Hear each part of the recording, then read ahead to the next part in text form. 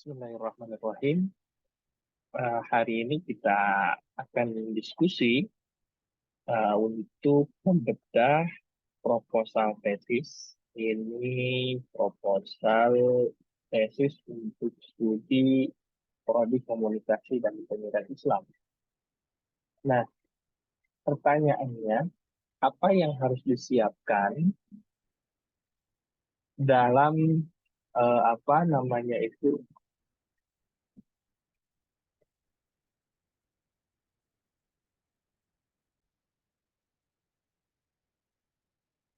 yang dipersiapkan pada pembimbing supaya proposal kita dapat di-ACC, minimal nggak ditolak. Karena kan ketika proposal itu diajukan, tentu ada 3 pilihan. Yang pertama ialah diterima tanpa ada catatan. Yang kedua, diterima ada catatan atau kita kenal revisi. Yang ketiga adalah ditolak tanpa ada catatan. Nah, kita memilih opsi yang kedua lah, itu diterima tanpa ada diterima tetapi ada catatan atau revisi. Nah, pertanyaannya, apa yang harus kita persiapkan ketika menghadapi pembimbing?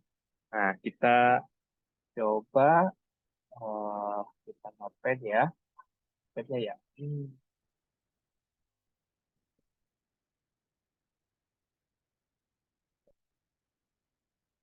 Kita persiapkan.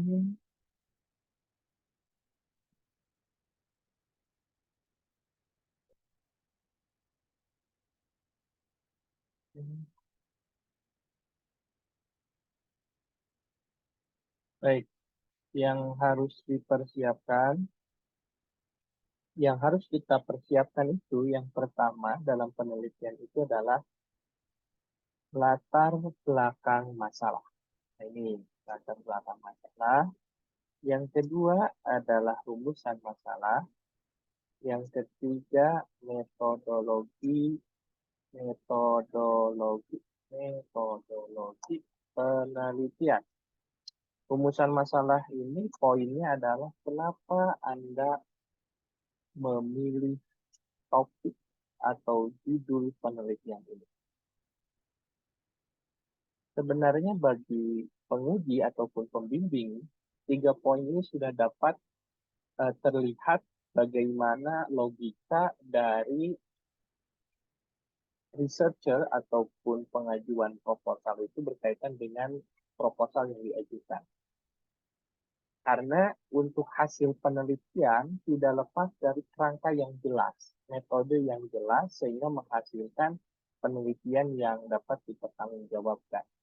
Nah, yang perlu kita perhatikan adalah 3 poin ini yang coba kita review the proposal penelitian dengan judul Komunikasi Para Nabi dengan Kaumnya dalam Al-Quran. Analisis nilai-nilai komunikasi dalam kisah dialog Nabi Musa dengan Fir'aun.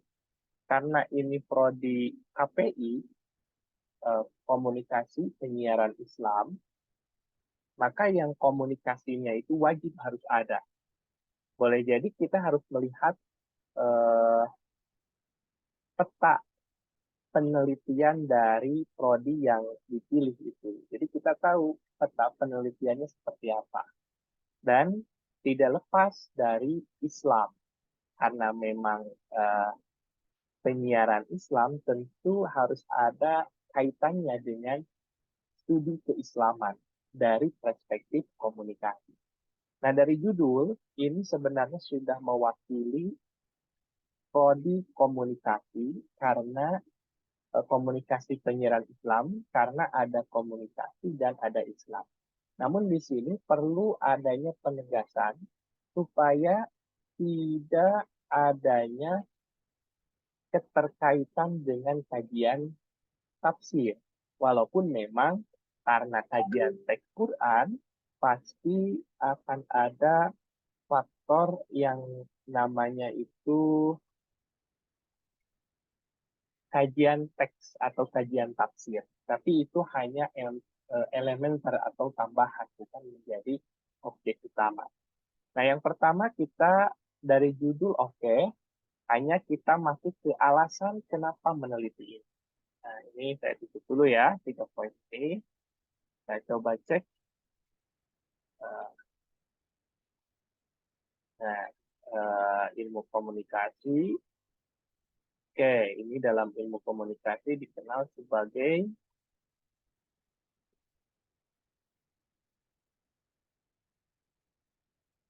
salah. Ini ya. Nah, bahasa yang dalam manusia. Jadi, komunikasi dijelaskan sebagai cara yang digunakan manusia melalui bahasa untuk dapat memahami satu dengan yang lainnya. Lalu dikaitkan dengan Al-Quran, bahwa Al-Quran itu tidak lepas dari ayat-ayat yang berkaitan dengan dialog. Nah, ini dialog Allah dengan Rasulnya, Rasul dengan kaumnya, orang solih, dan sebagainya. Oke,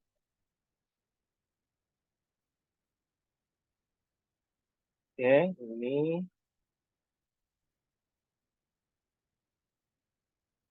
Nah, lalu ada penegasan yang merujuk pada Khalid Setiawan bahwa gaya penutur Al-Quran itu komunikatif dan dapat diterima oleh masyarakat Arab. Nah, ini poin utamanya, bahwa salah satu poin utama ya. Kenapa mengkaji Al-Quran? Karena dalam bangunannya itu ternyata gaya bertutur Al-Quran itu komunikatif dan dapat diterima oleh masyarakat Arab. Tentunya karena komunikatif ini, tentu pesan-pesan wahyu yang disampaikan akan selalu ada hikmah dan relevan dalam kehidupan hari ini, yang dimana Al-Quran telah jauh pada masa Nabi Muhammad SAW.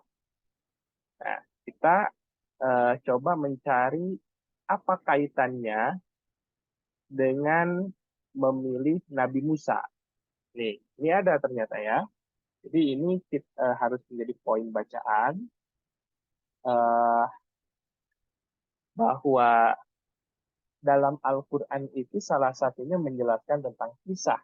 Nah, ini kisah Nabi dan Rasul.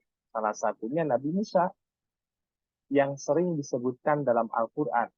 Dari 313 Rasul itu, selain dari Nabi Muhammad itu, ada Nabi Musa yang sering disebutkan dalam Al-Quran, eh, yakni 136 kata. Nah, ini beberapa ayatnya.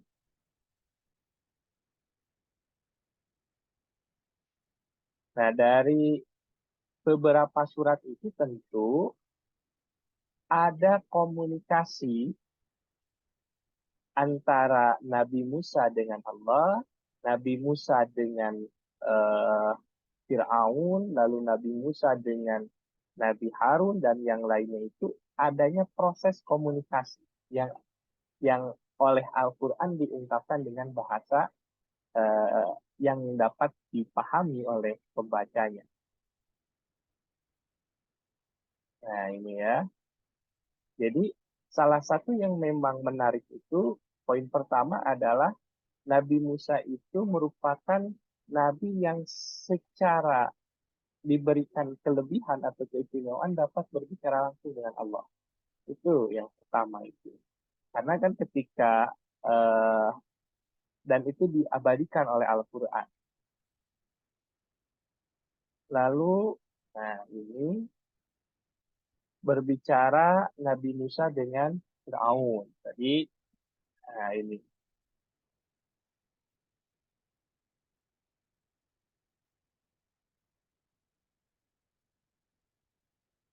Nah, dari proposal ini, alasannya itu diungkapkan di sini. Ini poin utamanya, alasan-alasannya, bahwa ungkapan Al-Quran terhadap Nabi Musa adanya percakapan atau dialog, baik Nabi Musa dengan Allah ataupun Nabi Musa dengan Raja Fir'aun. Nah, dari sisi ini tentu kalau kita coba lihat dari perspektif komunikasi, ada poin-poin yang bisa dipelajari, gitu kan? Ada proses yang dipelajari. Nah, ini juga eh, lalu ia ungkapkan lagi karena memang Nabi Musa bisa berbicara ataupun adanya dialog, maka oleh penulisnya itu dikemukakan keistimewaan tersebut ialah, nah ini komunikasi Nabi yang lain. Jadi Al-Quran mengemukakan bahwa dibanding Nabi yang lain, eh, Al-Quran mengabadikan dialog antara Nabi Musa dengan eh, apa lawan bicaranya. Nah, ini. Lalu kita coba lagi. Nah, yang kedua ini menegaskan sebenarnya mengajak Nabi Musa berkomunikasi langsung dengan Allah. Jadi kan dua.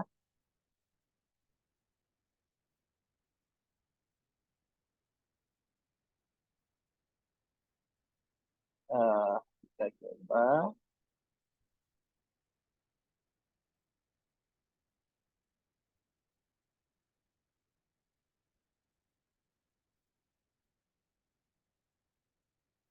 Nah, eh, alasan itulah yang keistimewaannya itu yang hendak dikaji melalui perspektif komunikasi. Nah, menurut saya salah satu yang bisa dikuatkan kembali adalah relevansinya dengan kondisi hari ini. Jadi dalam teks Quran itu kisah Nabi Musa yang menunjukkan dialog itu ada dua. Yang pertama komunikasi dengan Allah, yang kedua adalah komunikasi dengan Fir'aun. Nah, dua ini perlu dikaji dari aspek komunikasi, kan gitu. Jadi ingin dikaji dari aspek komunikasi. Nah, pertanyaannya relevansinya apa ketika dikaji dari perspektif komunikasi? Mendapatkan poin-poin bagaimana seorang manusia berkomunikasi dengan Allah, lalu bagaimana seorang manusia berkomunikasi dengan seorang raja. Di satu sisi, ia memberikan penghormatan, di satu sisi, ia memberikan kritikan. Kritikan seperti apa dan ini relevan untuk disajikan dalam konteks hari ini. Nah itu. Jadi rumusan masalahnya bagaimana bentuk komunikasi Nabi Musa dengan Firaun? Oke. Apa substansi komunikasi Nabi Musa dengan Firaun? Apa fungsi komunikasi Nabi Musa dengan Firaun dalam Al-Quran? Dan saya kira eh, ini jangan fungsi sebenarnya, relevansi. Apa relevansi komunikasi Nabi Musa dengan Fir'aun? Ini saya berikan catatan ya. Jadi untuk rumusan dan tujuan ini sudah cukup untuk menjawab dan memang ada bagian kecil dari proses penafsirannya, tetapi tetap pendekatan yang digunakannya adalah komunikasi, gitu ya. Pendekatannya adalah komunikasi. Yuk kita lanjut lagi. Nah, tinjauan pustaka itu biasanya pembimbing ataupun penguji itu menanyakan apakah penelitian saudara sudah ada yang meneliti atau belum. Untuk menjawab itu, maka disajikanlah beberapa penelitian sebelumnya. Nah, ini penelitian. Lalu di akhir itu, nah, ini adalah argumen yang dibangun dari tinjauan sebelumnya. Bahwa eh, sekalipun nah, memiliki bahasan yang sama tentang Nabi Musa, namun berbeda dengan penelitian yang dilakukan. Peneliti, karena apa? Karena fokusnya pada nilai-nilai komunikasi dalam kisah dialog Nabi Musa dengan Fir'aun, serta relevansinya dalam kehidupan hari ini. Misalnya, kan ada nilai-nilai komunikasi itu kan diambil untuk dapat digunakan pada masa sekarang. Nah, ini kerangka berpikirnya, oke, ini tidak terlalu kita perdalam sebenarnya itu. Nah, kita fokus ke metodologi penelitian. Nah, metodologi penelitian itu kan seperangkat proses yang menghasilkan sebuah penelitian. Makanya di sini perlu dipahami oleh seorang penulis dari proposal ini berkaitan dengan metodologi penelitian beberapa kali untuk dibaca. Nah, penelitian ini, nah ini jenis penelitiannya ialah kualitatif. Satu itu yang perlu kita pahami. Apa itu penelitian kualitatif? Adalah penelitian yang bersifat. Jadi ini bukan jenis penelitian yang bersifat kepustakaan.